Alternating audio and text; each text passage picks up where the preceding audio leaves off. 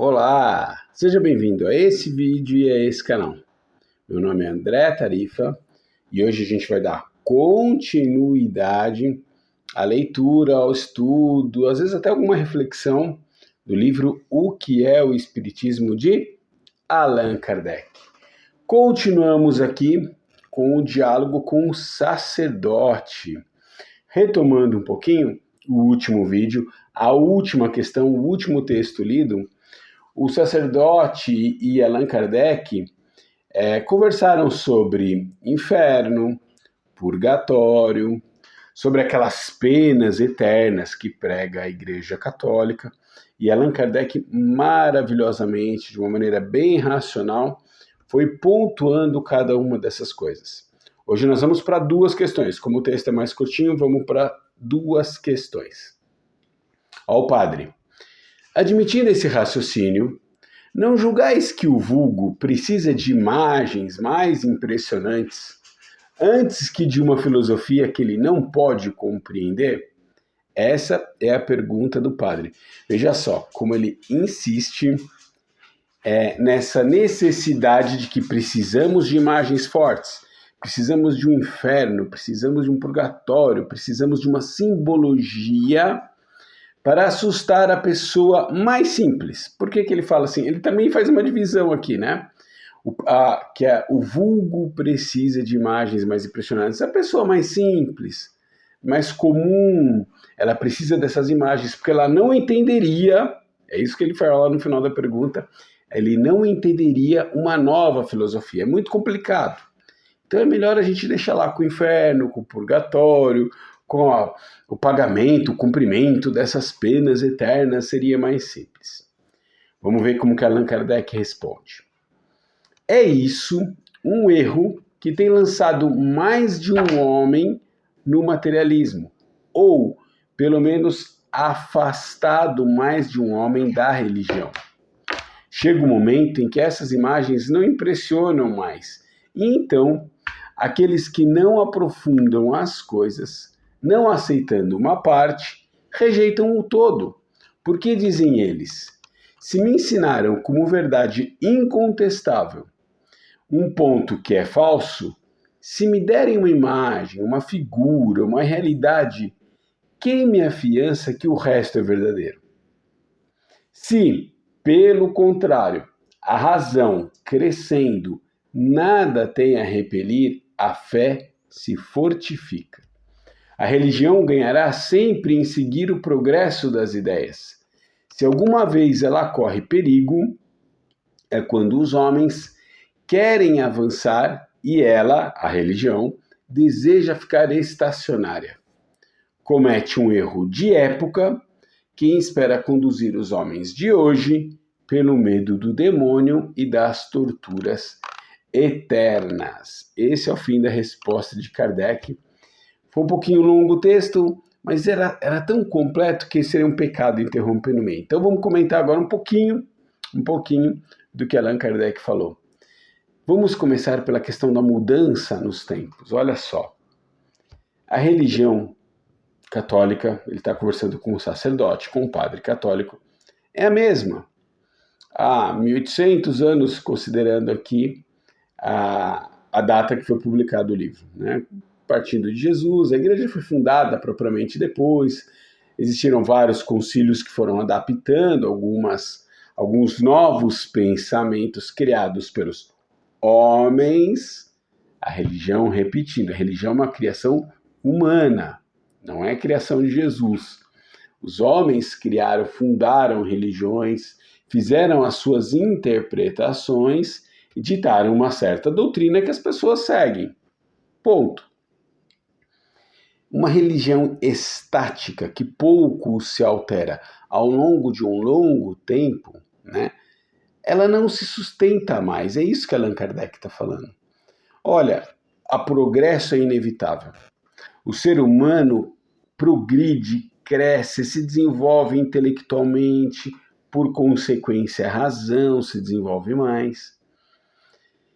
Não adianta falar com ele nos mesmos termos de 1.800 anos atrás, de 1.500 anos atrás, de 1.000 anos atrás. Não vai mudar. O que Kardec fala? Vocês estão pegando essas pessoas, e em vez de assustá-las, como uma maneira de tentar padronizar o comportamento deles dentro de uma determinada ética moral, vocês estão as afastando da religião, criando novos materialistas. Pessoas que não acreditam. Se ele para de acreditar em inferno, purgatório, Adão e Eva, essas coisas param de fazer sentido para ele, ele entende que o todo também não faz mais sentido, que o todo também é mentiroso. É isso que o Kardec está falando. E o Kardec está completamente cheio de razão. Cheio de razão.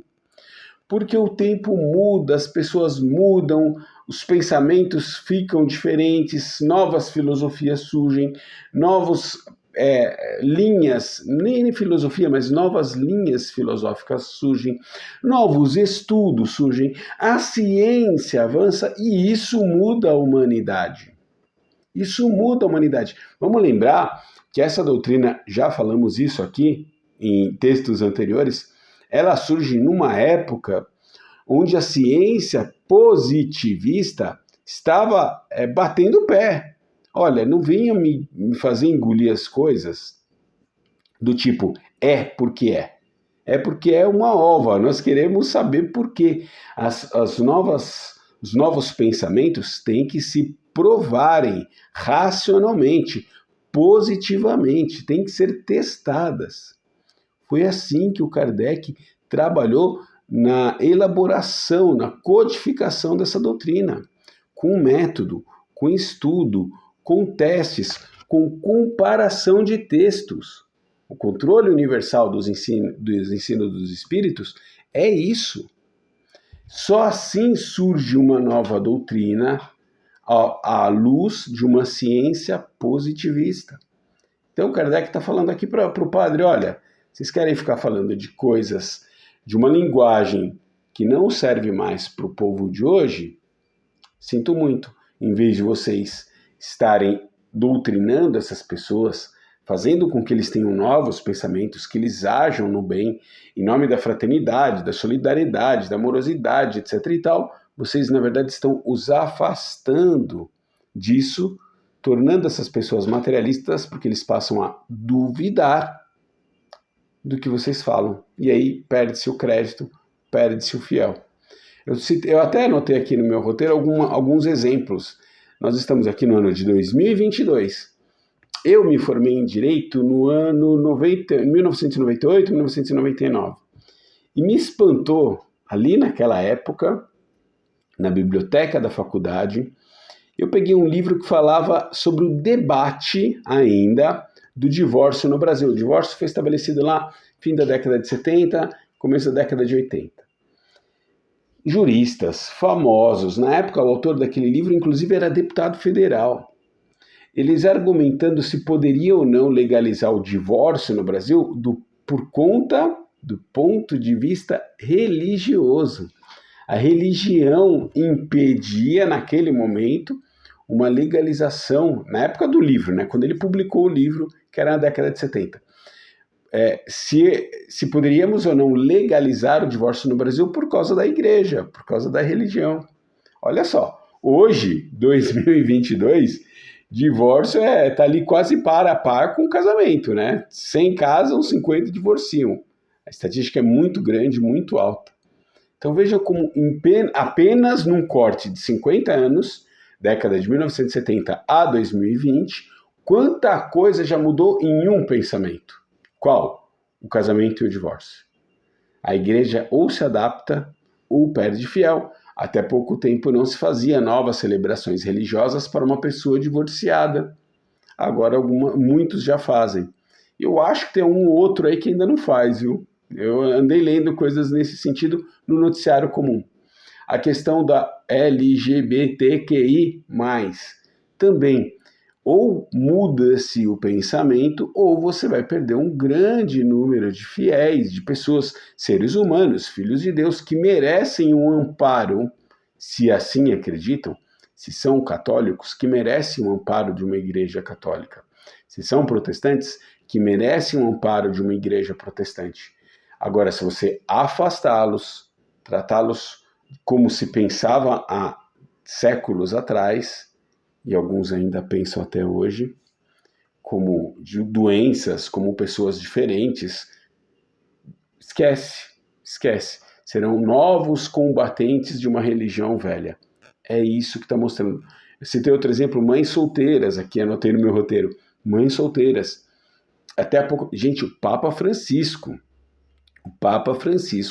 precisou há pouco tempo soltar lá uma norma lá na Igreja Católica de que filhos de mães solteiras poderiam ser batizados. Em alguns lugares não estavam se batizando filhos de mãe solteira. Olha só. Então, ou você adapta, e nisso o Espiritismo é muito bom, o Espiritismo ele acompanha o progresso como ciência, ele acompanha o progresso, ele acompanha as novidades. Ou você acompanha, ou você vai criar um monte de incrédulos. Não adianta mais falar em danação eterna, inferno, purgatório, essas coisinhas só para assustar e manter um novo padrão moral. Não adianta. Tem que fazer sentido. Vamos para a segunda questão, para a gente caminhar. O padre, a igreja, com efeito, reconhece hoje que o inferno material é uma figura, mas não exclui a existência dos demônios. Sem eles, como explicar a influência do mal, que não pode vir de Deus? Vamos comentar a pergunta do padre, então. Ele reconhece que o inferno é uma figura de linguagem, uma alegoria para assustar e tentar modelar o comportamento do cristão. Muito bem. Se eles reconhecem a figura do inferno como algo ilustrativo, eles não abrem mão da figura do demônio, porque de Deus não provém o mal. Se o mal não vem de Deus, de onde vem o mal? Do demônio. Essa é a conclusão dele. Vejam só, nós estamos em 2022, repetindo. Ao que reputo eu, essa obsessão que algumas religiões têm pela figura do demônio. Se você ligar aí a sua televisão na sua casa e assistir meia hora, se conseguir, assistir meia hora de uma pregação evangélica dessas várias igrejas que nós temos na televisão aberta no Brasil, eu te asseguro, eu já testei, você vai ouvir mais vezes falar do demônio do que de Jesus. É isso, é simples assim. Precisamos da figura do demônio para assustar as pessoas. Até hoje é assim. Então veja aqui, em 1869, que foi a publicação do livro, estavam lá falando disso, e agora em 2022 ainda precisamos da figura do demônio para assustar as pessoas. O mal existe? Lógico que existe, mas o mal não significa que ele vem do demônio. Vamos ver o que Kardec responde?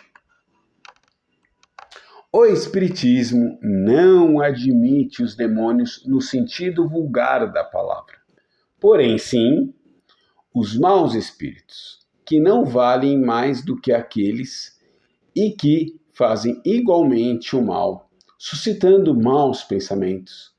Somente ele diz, o Espiritismo, não serem eles, esses espíritos maus, criados à parte para o mal e perpetuamente voltados a isso.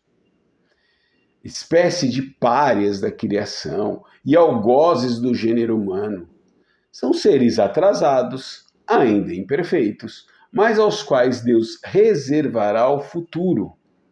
Nisso, concorda o Espiritismo com a Igreja Católica Grega, que admite a conversão de Satã, alusão ao melhoramento dos maus espíritos. Notai também que a palavra demônio não implica a ideia de mau espírito que lhe é dada pela acepção moderna, porque a palavra daimon, em grego é a origem de demônio, significa gênio e inteligência. Seja como for, ela exprime um espírito mau. Ponto aqui, não termino a resposta de Kardec, mas vamos comentar um pouquinho. Existem espíritos maus? Existem. São demônios? Não, não são demônios. Tal como pinta a Igreja Católica, seres separados dos demais. Olha só, na Igreja Católica temos santos, temos demônios, temos anjos. Do ponto de vista do Espiritismo, somos todos espíritos. Anjos, demônios, santos, André e você que está assistindo aqui. Somos todos iguais, espíritos nascidos iguais. Se estamos num determinado momento mais voltados para o mal, não significa que seremos assim eternamente. É o que prega a Igreja com os demônios, com o demônio ou os espíritos endemoniados, ou seja lá o que for.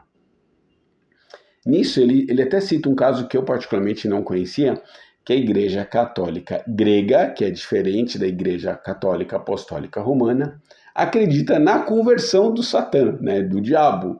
Então, ele seria um espírito que em algum momento melhoraria e deixaria de ser mau. Aí parece sim com os espíritos maus que fala aqui Allan Kardec. Então, existem espíritos maus? Existem. Eles ficam nos suscitando más ideias? Sim, claro que sim. Como os bons também, diga-se de passagem. Então, essa é a diferenciação que Kardec faz. E aí, a partir de agora, ele vai, de uma maneira racional, né, mostrar a influência deles sobre os encarnados. Olha só. Ora, admitir a comunicação dos maus espíritos é reconhecer, em princípio, a realidade das manifestações. Ponto, mas começa aí, né? Agora, um rápido comentário. Começa aí. Se maus espíritos estão nos influenciando, como o demônio, a Igreja Católica diz que influencia, então olha só, dona Igreja Católica, você já está concordando com a gente que estamos nos comunicando com esses espíritos. A questão está em saber se eles são os únicos que se comunicam, como afirma a Igreja, para motivar a proibição feita por ela de se comunicar com os espíritos. Aqui nós invocamos o raciocínio e os fatos. E aí ele começa a elencar, Kardec aqui começa a elencar alguns casos. Eu acho que são 5, eu numerei isso, mas 6. Mas no texto está corrido, tá bom? Vamos aos exemplos que Kardec mostra aqui.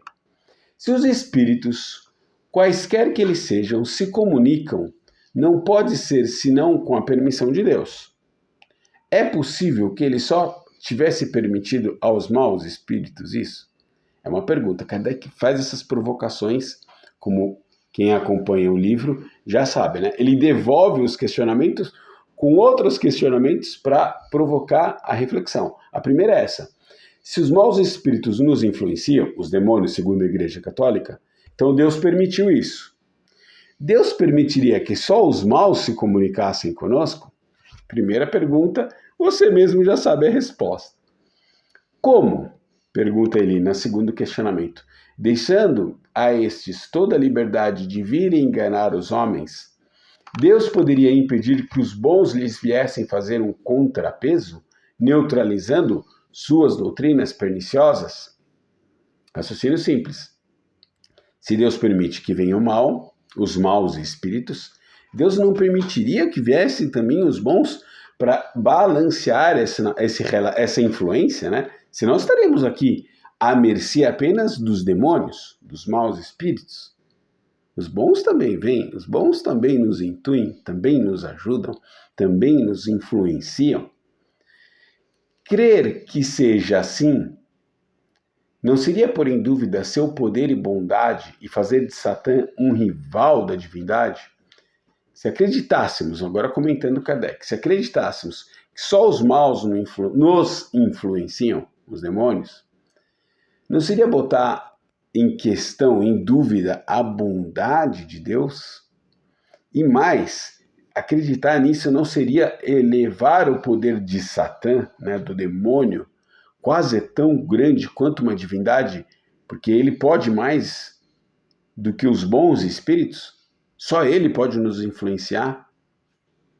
4, voltando para Kardec. A Bíblia, o Evangelho, os padres da Igreja reconhecem perfeitamente a possibilidade das comunicações com o mundo invisível. E desse mundo não estão excluídos os bons. Por que, pois, havemos hoje de excluí-los? A comunicação existe. Na Bíblia está cheio, está repleto de citações de momentos onde há a comunicação entre encarnados e desencarnados. Várias demonstrações mediúnicas. Olha, para pegar um período curto, bota só de Moisés para Jesus. Está repleto. Cada comunicação de Moisés com Deus é com um plano superior, espiritual superior, instruindo, influenciando, dando orientações para Moisés. Jesus, lá no Monte Tabor, a hora que ele conversa com Elias e com Moisés, é a comunicação entre encarnado, Jesus, e dois desencarnados, Moisés e Elias. Para citar dois exemplos só, hein? Mas tem muito mais. Então, questiona aqui Kardec. Então, por que agora, por conta da igreja, se excluiu a comunicação com os bons? Só o mal vem conversar com a gente, né? 5. Além disso, a igreja, admitindo a autenticidade de certas aparições e comunicações de santos, rejeita sim a ideia de só podermos entrar em relação com maus espíritos. Simples, né, gente? Aqui nem é pergunta. Aqui ele já está afirmando. Dona Igreja Católica, os santos, ao longo da história, aparecem e se comunicam conosco, encarnados, 1 zilhão de vezes. 1 zilhão de vezes. Vamos pegar, isso foi agora, os exemplos que eu vou citar são depois dessa comunicação, mas vamos pegar lá as 3 criancinhas que em Portugal recebiam com regularidade a visita de Maria, mãe de Jesus, né? Em Fátima. Então, por que não? Né? Apareciam. Ela vinha e se comunicava com eles. Versão da Igreja Católica Apostólica Romana. A Virgem Maria apareceu para aquelas 3 crianças, revelou aqueles 3 segredos, aquela história que basicamente todo mundo já conhece. É uma afirmação, é fato. Então, não é só e não são só os maus espíritos ou, segundo a Igreja Católica, os demônios que nos influenciam. Estamos sob a influência dos bons e dos maus espíritos. Caminhando para o final, seguramente quando nos trabalhos obtidos só encontramos coisas boas, quando nos pregam neles a mais pura e sublime moral evangélica, a abnegação, o desinteresse e o amor ao próximo, quando neles se combate o mal, qualquer que seja o aspecto sobre que se mostre, será racional crer que o espírito maligno assim proceda? Esse é o último questionamento que Kardec coloca como reflexão para o padre. Falou, pensa aí você, tá bom? Pensa você, seu sacerdote, depois você me responde. Temos aqui reuniões de estudo, reuniões de comunicação com espíritos que nos trazem o mais alto padrão de moral cristã. Seria, para mim, lógico, racional acreditar que isso vem de um mau espírito ou do demônio? Questionamento maravilhoso de Kardec. Fique você com a sua reflexão. Eu acho que você já tem a resposta, assim como todo mundo que milita nessa doutrina e estuda um pouquinho. Óbvio que nós recebemos influenciação de espíritos bons, de espíritos maus, de espíritos zombeteiros que só querem tirar um sarro da nossa cara. Vai tudo daquilo que eu permito receber dessas influenciações, não é verdade? É óbvio que de vez em quando nós sofremos um caso de obsessão, natural, porque nos desequilibramos. É natural que nós tenhamos um caso de obsessão por dívidas de outras encarnações. É natural que elas existam.